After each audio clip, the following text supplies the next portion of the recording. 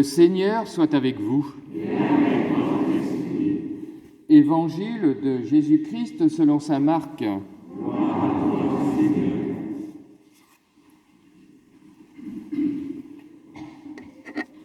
En ce temps-là, Jean, l'un des 12, disait à Jésus : « Maître, nous avons vu quelqu'un expulser les démons en ton nom. Nous l'en avons empêché, car il n'est pas de ceux qui nous suivent. » Jésus répondit : « Ne l'en empêchez pas, car celui qui fait un miracle en mon nom ne peut pas, aussitôt après, mal parler de moi. Celui qui n'est pas contre nous est pour nous. Et celui qui vous donnera un verre d'eau au nom de votre appartenance au Christ, amen, je vous le dis, il ne restera pas sans récompense. Celui qui est un scandale, une occasion de chute, pour un seul de ces petits qui croient en moi, mieux vaudrait pour lui qu'on lui attache au cou une de ces meules que tournent les ânes et qu'on le jette à la mer. Et si ta main est pour toi une occasion de chute, coupe-la. Mieux vaut pour toi entrer manchot dans la vie éternelle que de t'en aller dans la géhenne avec tes deux mains, là où le feu ne s'éteint pas. Si ton pied est pour toi une occasion de chute, coupe-le. Mieux vaut pour toi entrer estropié dans la vie éternelle que de t'en aller dans la géhenne avec tes deux pieds. Si ton œil est pour toi une occasion de chute, arrache-le. Mieux vaut pour toi entrer borgne dans le royaume de Dieu que de t'en aller dans la géhenne avec tes deux yeux, là où le ver ne meurt pas et où le feu ne s'éteint pas. Acclamons la parole de Dieu.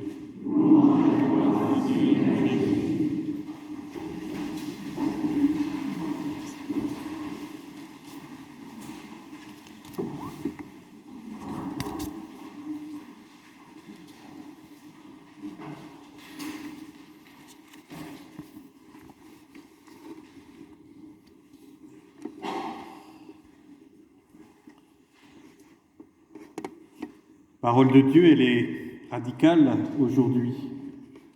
On voit bien que dans cet évangile, le contexte de la persécution, il est déjà là. Et donc, il peut y avoir cette tentation de se refermer sur soi-même.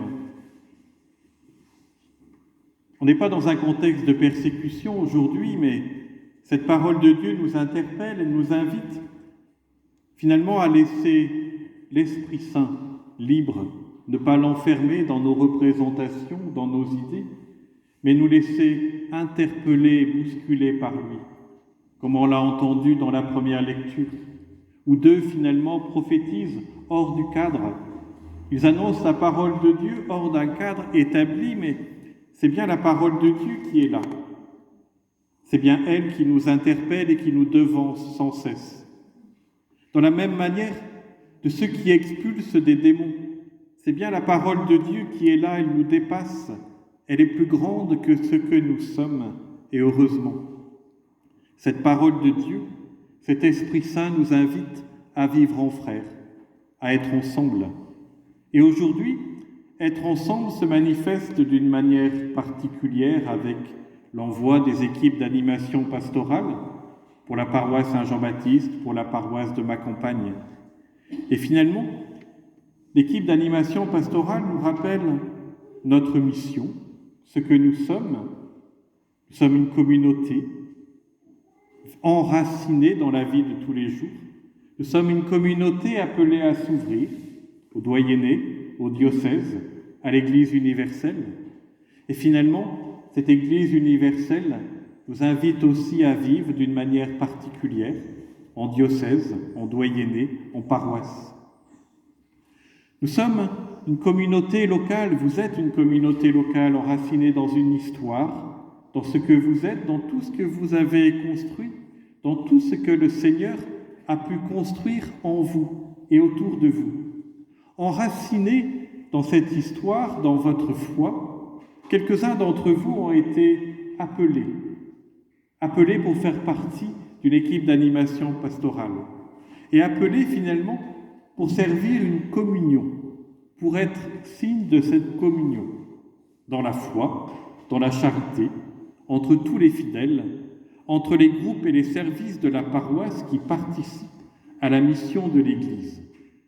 Une mission qui forcément dépasse l'humanité que nous sommes, elle est plus grande que nous, mais être signe de communion, sacré défi qui nous est donné, qui nous est lancé. Être signe d'unité.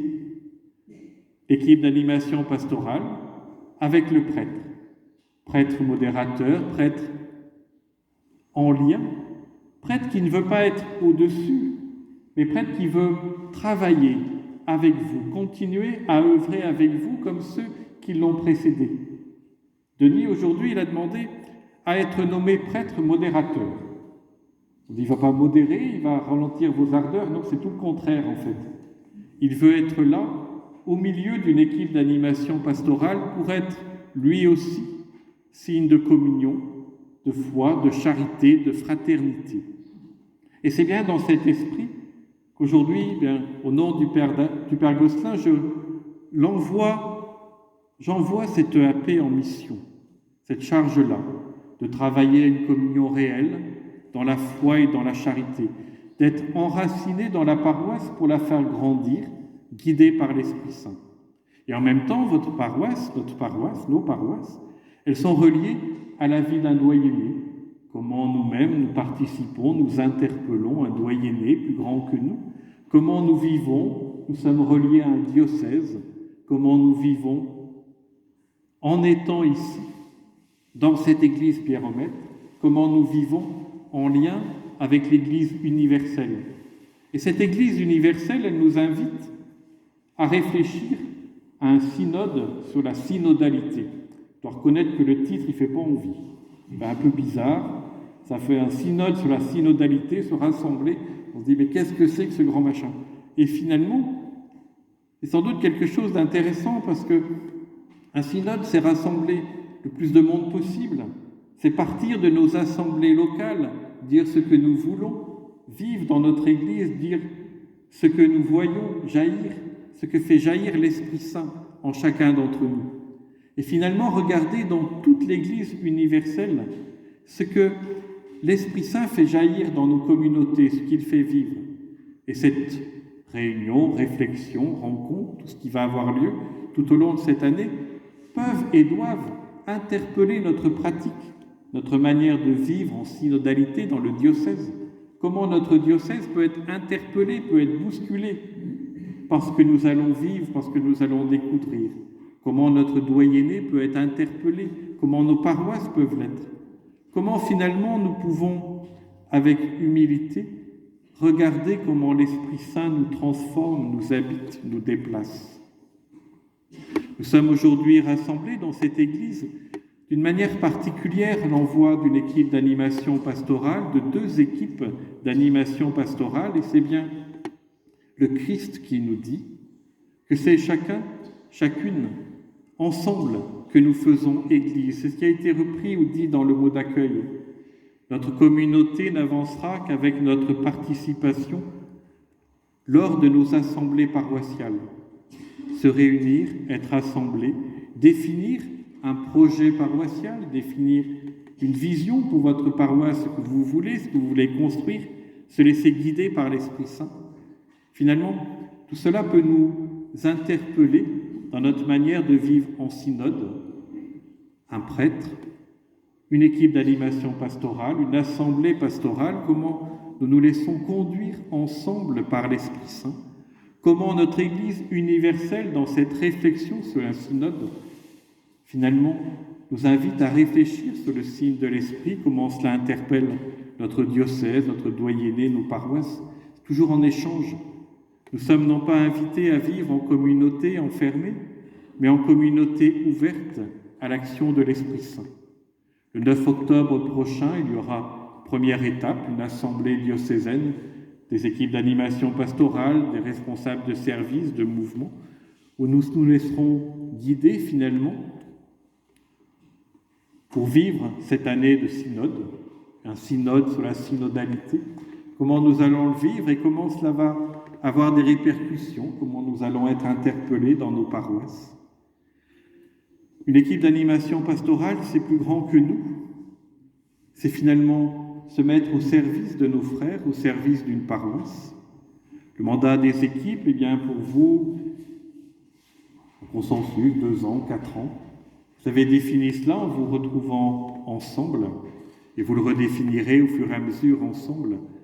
Ne va pas aujourd'hui enfermer votre action, mais vous inviter simplement à redécouvrir la force de l'Esprit qui fait vivre votre communauté, comment cet Esprit Saint jaillit en dehors de nos structures, de ce que nous sommes, comment notre Esprit Saint nous invite à vivre aujourd'hui en paroisse, en doyenné, dans une Église universelle, simplement pour être au service les uns des autres, simplement pour continuer à apprendre à nous aimer.